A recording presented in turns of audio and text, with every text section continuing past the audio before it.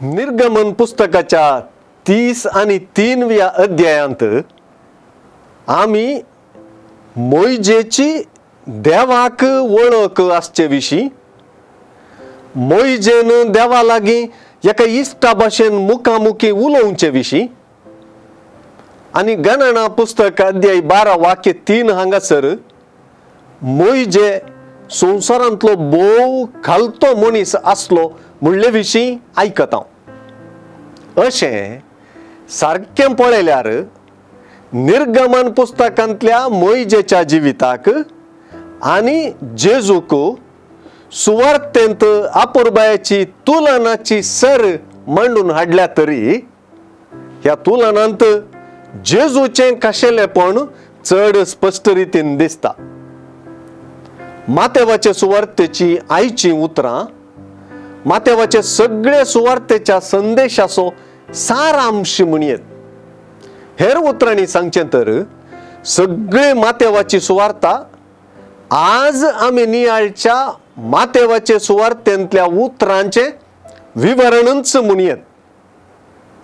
जेजू आपल्या काळजा विशीं उलयता, पूण आयची सुवार्ता मातेवाचे सुवार्तेचे काळीज ससय.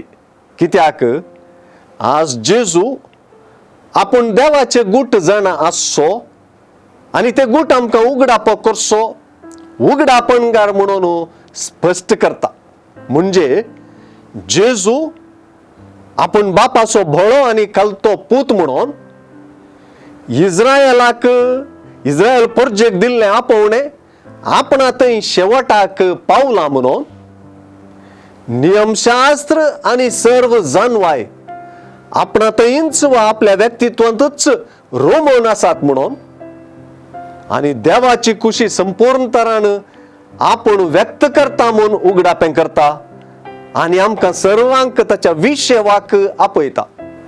हो विशेव न्हय निस्तेज जावन वगींच बसचो, बगार आपल्या लोकां संगी सदांच आसच्या जेजूचे उगडापण जाणा जाल्ले तावन आनी ते परी केल्ले वरवीं उदेवचे शांतीन आनी जिविताचे बर्थीन भरसो.